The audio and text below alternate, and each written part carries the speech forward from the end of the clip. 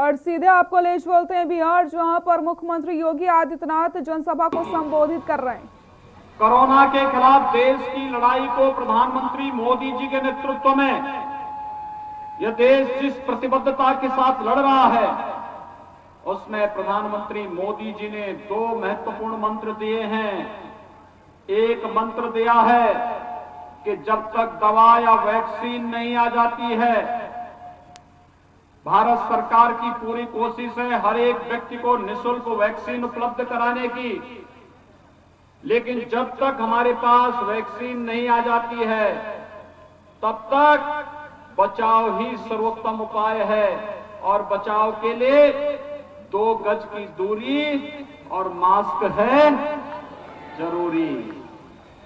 हम इसका पालन करें। देखिए, अग्नि से, पानी से और बीमारी से दोस्ती नहीं की जाती। आग कहीं लगी हो, हम अचानक उसमें नहीं घुसते हैं, बचाव करते हैं। कहीं बाढ़ आती है तो हम उससे बचाव करते हैं, उसमें घुसते नहीं बाढ़ के पानी में। और ऐसे ही बीमारी होती है, बीमारी में हम अचानक नहीं घुसते हैं, बीमारी से भी बचाव करना होता है। और बचाव के लिए ही आज जितना बचाव कर पाएंगे बीमारी समाप्त होगी। और प्रधानमंत्री मोदी जी के नेतृत्व में बीमारी को काफी हद तक नियंत्रण किया जा चुका है। ईश्वर चाहेंगे तो अगले 1-2 महीनों के अंदर बीमारी को भवे के लिए समाप्त करने में भारत को सफलता प्राप्त हो जाएगी। तब तक वैक्सीन और दवा भी आ जाएगी, लेकिन बचाव तो हमें करना ही होगा। लेकिन कोरोना के दौरान प्रधानमंत्री मोदी जी के नेतृत्व में देश ने जिस बड़ी लड़ाई को लड़ा था, आपके सामने वो सब उदाहरण के रूप में है।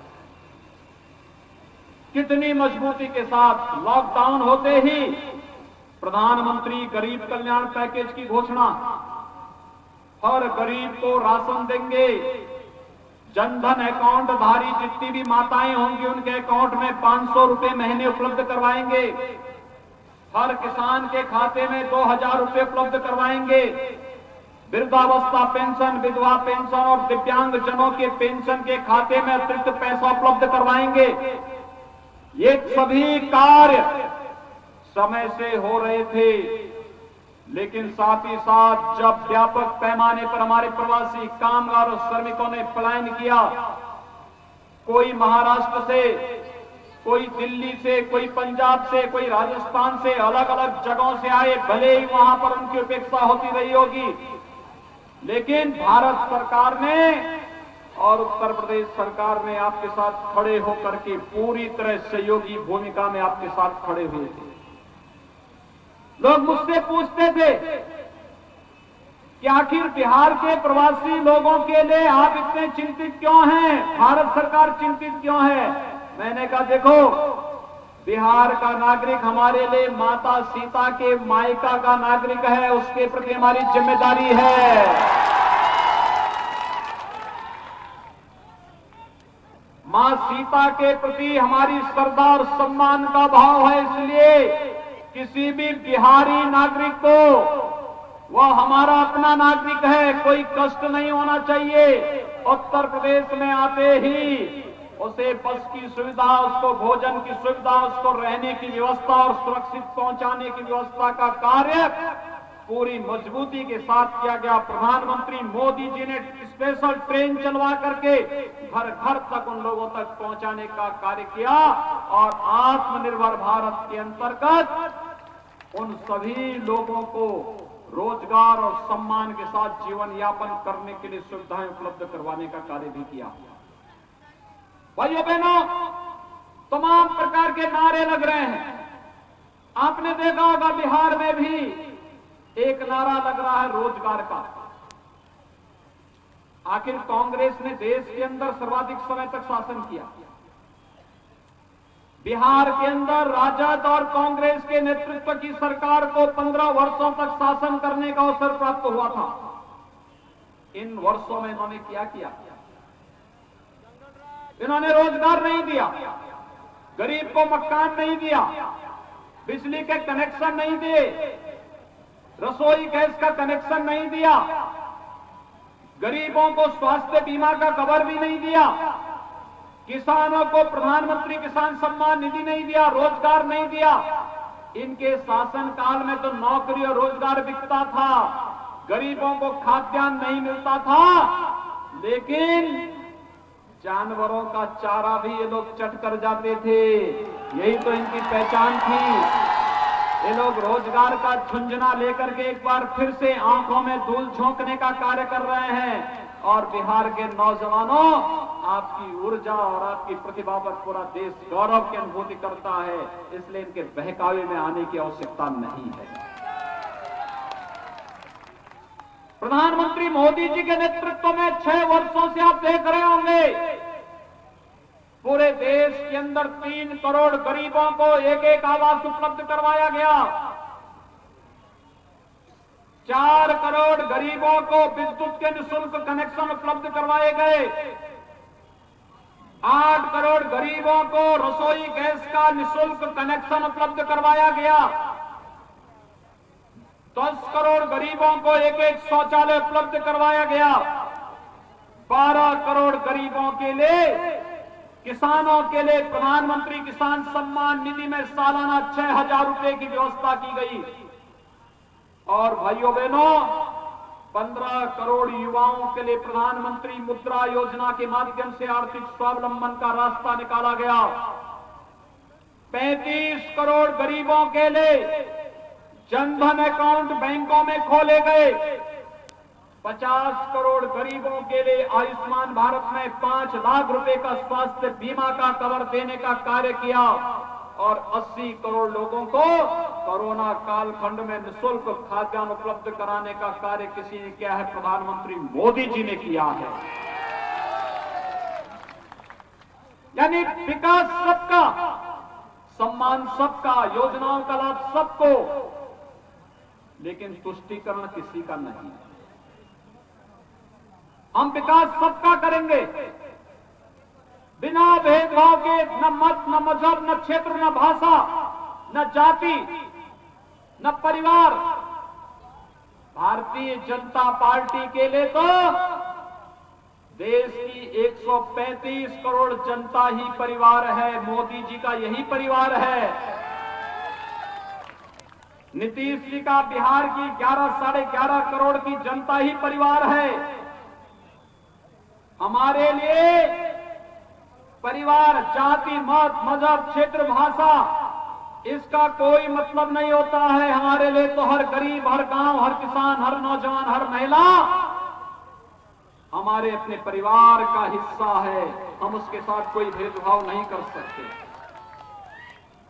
लेकिन जिन्होंने जातिवाद का नारा देकर के अपने परिवार का ही भरण पोषण किया हो, जिन्होंने देश के अंदर लूट खसोट करके परिवार को बेईमानी और भ्रष्टाचार करने की छूट दे दी हो, और जिन्होंने बिहार के अंदर शासन के दौरान एक परिवार विशेष को ही फलने फूलने, लूट खसोट करने की पूरी अनुमति दी हो, नौजवानों की नौकरियों पर डकैती डालने का कार्य हो, गरीबों की योजनाओं पर डकैती डालने का कार्य हो, या फिर बिहार के नौजवानों के सामने पहचान का संकट करने का कार्य इन्होंने किया हो, ये सब किसी से छुपा हुआ नहीं है।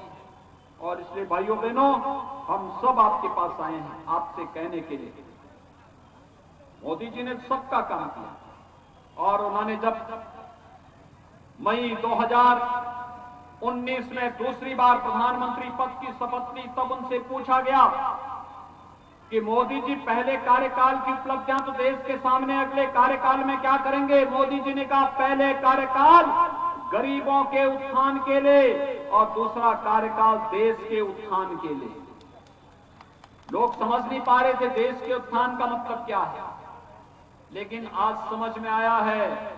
जब भाइयों बहनों याद करिए, 2008 में कांग्रेस नेतृत्व की सरकार थी देश में, मुंबई में आतंकी हमला होता है। आतंकी हमले के समय सैकड़ों लोग मारे गए थे, व्यापारी मरे थे, जवान शहीद हुए थे और पूरा देश बोल रहा था कि पाकिस्तान के द्वारा प्रायोजित आतंकवाद है, पाकिस्तान को इसका सबक सिखाया जाना चाहिए।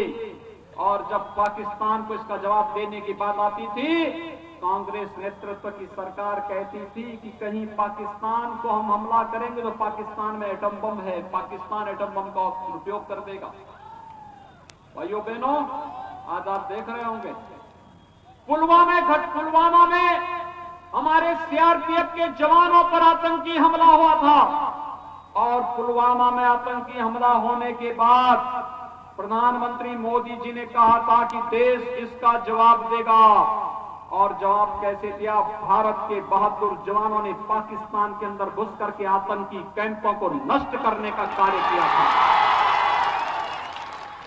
अभी 3 दिन पहले आपने टेलीविजन में बहस देखी होगी पाकिस्तानी संसद की, जिसमें पाकिस्तान के अंदर पाकिस्तान के मंत्री, पाकिस्तान के स्पीकर, पाकिस्तान के सांसद कह रहे हैं कि पुलवामा में अगर विंग कमांडर को पाकिस्तान वापस नहीं करता तो उस बैठक में वहां के सेना प्रमुख भी थे, उनके विदेश मंत्री भी थे, उनके रक्षा मंत्री भी थे, प्रधानमंत्री भी थे और एक ही चर्चा हो रही थी कि 24 घंटे के अंदर विंग कमांडर अभिनंदन को वापस नहीं किया तो पाकिस्तान का अस्तित्व समाप्त हो जाएगा और पाकिस्तान का अस्तित्व समाप्त हो जाएगा। ये भय पाकिस्तान के सेना प्रमुख को पसीनों से तर कर रहा था, उनके पैर कांप रहे थे। यह भय पाकिस्तान के विदेश मंत्री और वहां के प्रधानमंत्री को भी था, वहां के रक्षा मंत्री को भी था। ये सच सबने देखा। और भाइयों बहनों, ये है नया भारत।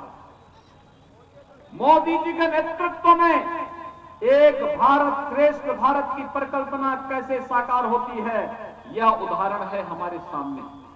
और इसी प्रकार का कार्य आपने देखा होगा 1952 से भारतीय जनता पार्टी के कार्यकर्ता एक नारा लगाते थे, एक देश में 2 प्रधान, 2 निशान और 2 विधान नहीं चलेंगे, नहीं चलेंगे। भारत का संविधान जम्मू कश्मीर के अंदर भी उसी प्रकार से लागू होना चाहिए जैसे बिहार के अंदर लागू होता है।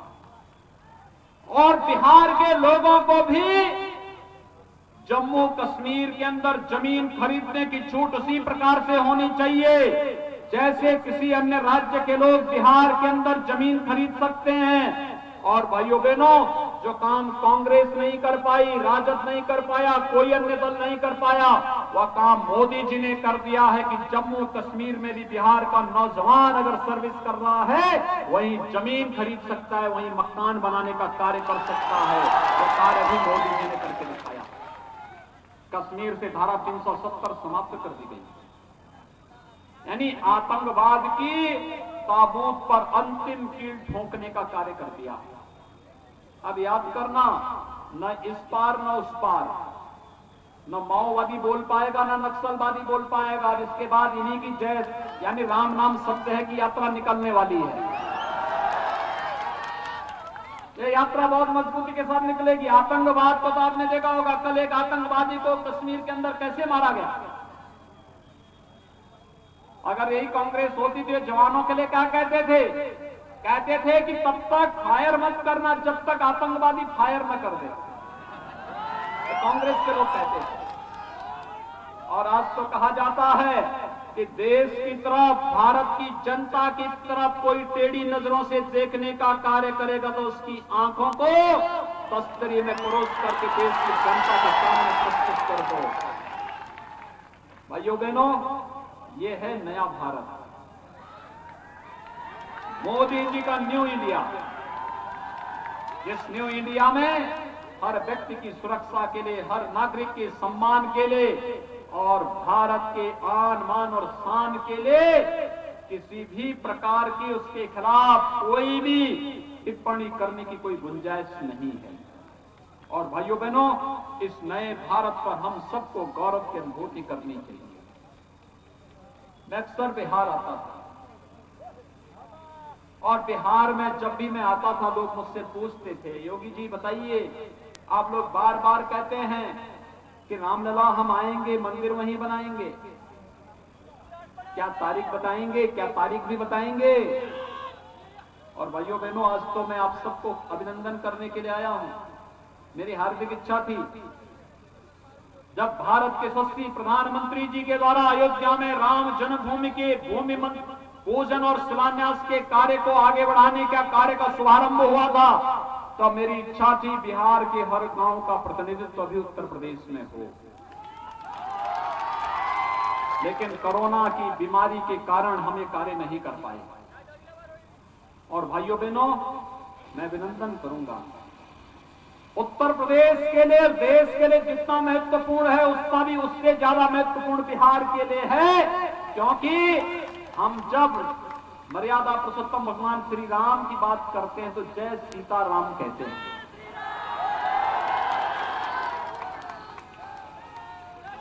ये जय श्री राम भी, श्री का मतलब माता सीता से ही है। भाइयों बहनों, उससे ज्यादा महत्व बिहार के लिए है कि आज जो बिहार के लोगों का सपना था, अयोध्या में 500 वर्षों से जिस पीड़ा को लेकर के संघर्ष कर रहा था, एक एक बिहारी संघर्ष करता था और कहता था कि माता सीता का ये सपना अयोध्या में भगवान राम का भव्य मंदिर के निर्माण का मार्ग प्रशस्त हो, कौन करेगा? आखिर वह कार्य भी मोदी जी ने पूरा कर दिया। आप देख रहे हैं के न्यूज, खबरों का सारथी। अपने अन्नदाता किसानों के उत्थान के लिए तत्परता से कार्यरत है उत्तर प्रदेश सरकार। किसानों के हित में लागू किए गए मूल्य समर्थन योजना के अंतर्गत धान की फसल तेजी से खरीदी जा रही है। जहां वर्ष 2019-20 में किसान केवल 46,096.23 मीट्रिक टन धान की फसल ही बेच पाया था, आज वहीं 1 अक्टूबर 2020 से शुरू की गई धान की खरीद में 24 अक्टूबर 2020 तक उत्तर प्रदेश सरकार का कुल 2,43,148.76 मीट्रिक टन धान की फसल किसानों से खरीद चुकी है, जो विगत वर्षों से लगभग 5 गुना ज्यादा है। और किसानों को 213.872 करोड़ रुपए का भुगतान भी सरकार द्वारा किया गया है। पहले हमारा धान जो बिकता था तो वहाँ हमें दलाली देनी पड़ती थी, अब हमारा धान हम खुद भी बेच सकते हैं। उत्तर प्रदेश के मुख्यमंत्री योगी आदित्यनाथ जी ने किसानों को किसी भी प्रकार के नुकसान से बचाने के लिए निर्देश दिए हैं। साथ ही यदि कोई व्यक्ति किसान की फसल को न्यूनतम समर्थन मूल्य से कम में खरीदता है तो उसके खिलाफ सख्त कार्रवाई हो सकती है। किसी किसान के खेत में ज्यादा पैदावार होती है तो क्रय केंद्रों में उस किसान को निराश न होना पड़े, इसलिए उसके धान को भी क्रय केंद्रों में प्राथमिकता के आधार पर क्रय किया जाए। उत्तर प्रदेश सरकार ने धान बेचने की प्रक्रिया के ऑनलाइन पंजीकरण की सुविधा भी किसानों को प्रदान की, जिसके चलते आज किसान घर बैठे अपने धान की फसल बेच पा रहा है। उत्तर प्रदेश के इस नए प्रारूप से किसानों का सम्मान एवं उत्थान दोनों संभव हुआ है।